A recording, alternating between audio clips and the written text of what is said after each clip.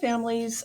Thank you for taking a few minutes to watch this video, and I'll try and make it as short as possible. I just wanted to check in. We've been at this now for several weeks, I think like about 12 right now, which might be longer than any of us expected.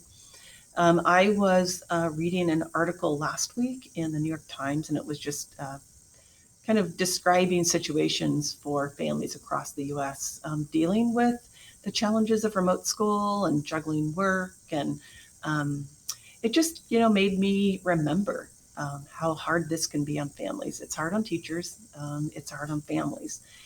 So I wanted to just share a couple of things with you, a couple of changes that I'd like to make. So let me go down to that. So I actually had what I would call a little heart-to-heart with my students. I believe it was Thursday morning. And this is a Jamboard, what you're seeing on the screen. It's a tool. It's pretty awesome where I can share the link in a chat in Zoom. And then everybody comes in and we are all working in the same little Jamboard. There's 3 screens on this one, and you write your response on a sticky note. Who'd have thought? It's pretty crazy. So I asked students, I gave them 3 questions in each, the morning and the afternoon group. So what is the hardest thing for you right now? I also asked them, we'll go through them, I think, what's something that's going well for you right now? And then I also asked them, what's something Mrs. Peters could do to make it a little bit better? And so you can go through and you can kind of glance at these and you can see, focusing is hard, Zoom is hard. We'll see a few students have put down that, Zoom is really glitchy, and it has been. I do not know why, but I'm finding over the last couple of weeks that we're just really struggling with glitchy sound and kids not being able to keep their screens on and, not understanding what I'm saying because the sound is warbly. So clearly, as I, looked at these, I thought, we got to remember, as much fun as it is to be together on Zoom, this is hard. It's not what any of us would want. So, what is something that's going well? Breaks. They mentioned frequently Epic Reading, and they wanted Epic Monday back. So that's actually a change that I made. They like seeing their friends in a breakout room. I thought it was interesting. I think it was little Addie mentioned that we get school done quick. So, we're not, and I hope your child's not necessarily spending as much time devoted to their school day as they would under normal conditions. So these are some things, again, from the second group, what's going well. And I always, just taking time to listen to the voices of my students is always good. So what could Mrs. Peters do to make school better for you?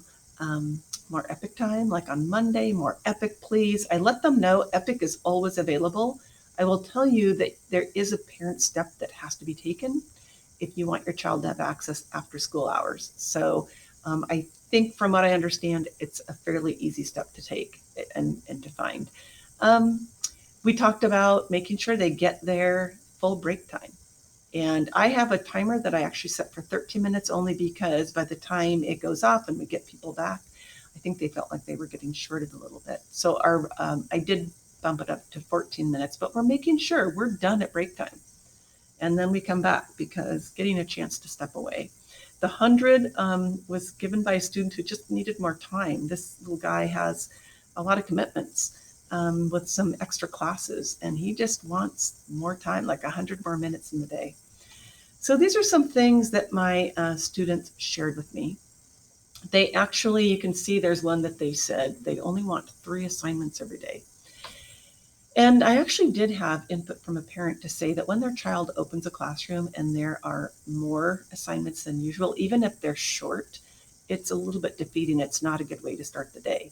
So I don't think I can get it down to 3, only because for math, there's usually 2. There's a number corner activity and a math activity, core math. And then, ELA, it's possible. But if I could get it, my goal is to try and limit it to no more than 4 each day. So we'll talk a little more about that. Less work. How about fun breakout rooms? More writing, more math. It's interesting. There's always a difference of opinion about things. And you can see up in the corner, go back to school. I wish, don't we all wish we could make that happen? So with that, I wanted to explain a couple of things that I wanted to, kind of some changes that I wanted to make, and then some things I'm hoping that families might do. So it's always my goal to get input from families and students. It just is, none of us are professionals at this. We're making our way. And any feedback I can get from families, please don't be shy about that. Epic Monday's back. Kids seem to really miss that. And so that came back today. Ensure that students get their full break. And then I just think providing social opportunities. So the kids have been asking for sharing, and we tried doing a little flip grid thing, but they really want sharing. So we are inviting one student each Friday to bring something to share. Mrs. Wallace has lunch bunch on Tuesdays at noon. Our class lunch is on Wednesdays. I changed the time to noon to make it the same as Mrs. Wallace's, so we don't have to remember two different times. Limit daily assignments to 4. Now, I will say that, that daily reading and some number fluency practice is not part of that.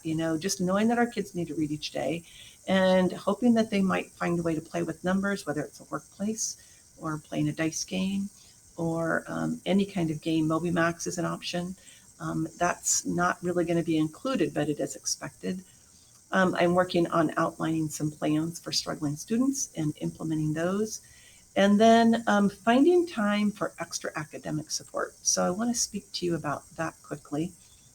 There is a change in our schedule. So leading up to this point, some, and third grade as an example, 2 third grade classes got 2 synchronous or together times with specialists, their specialists each week. And then the other 2, they were completing asynchronous work related to that specialist.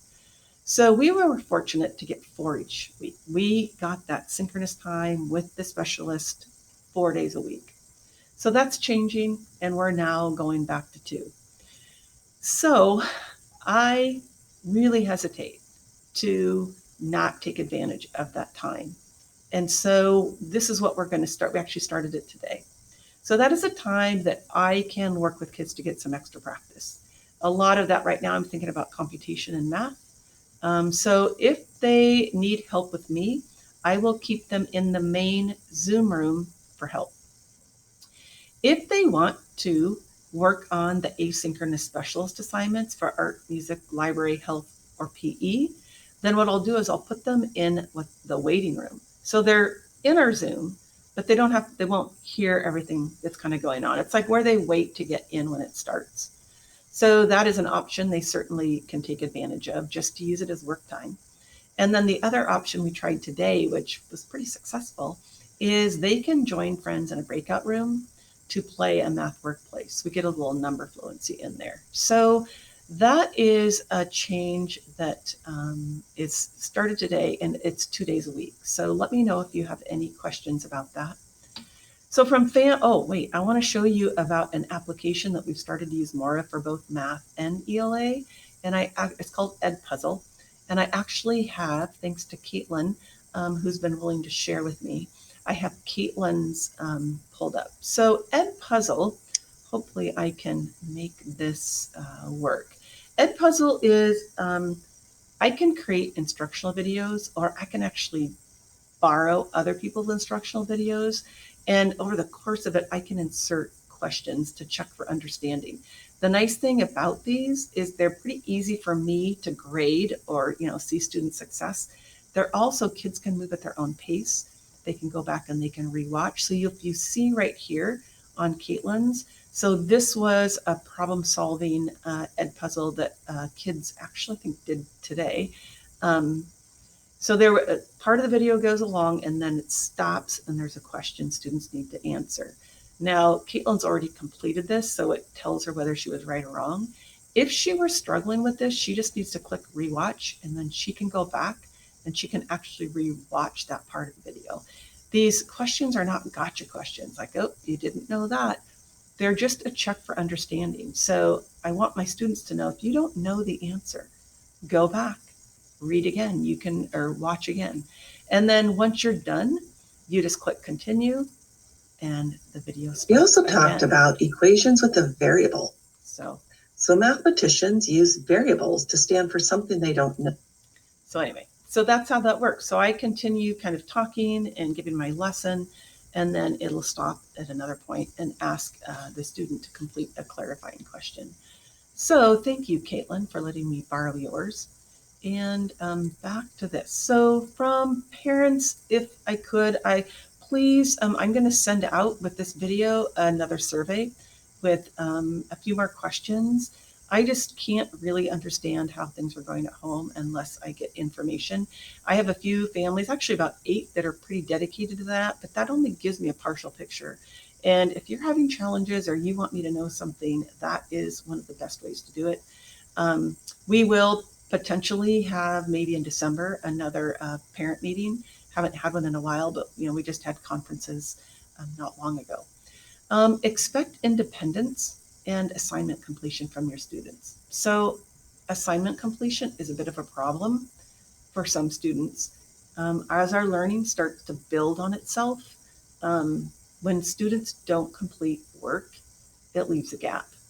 And I know based on input from families that assignment completion can be a challenge. The motivation is hard. So I'm going to be working on my end to support that motivation and really recognize when kids get things done.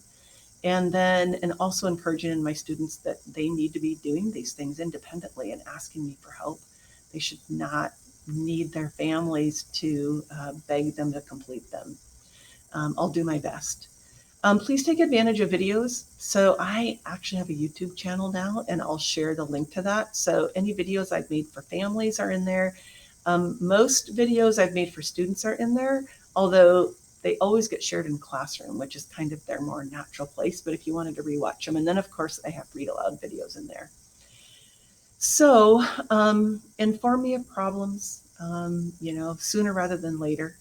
And if you have any successes to share, that's fun too. So anyway, thank you very much for listening to this and hopefully completing the survey that I'm going to be sending out with it. So have a good evening. Bye-bye.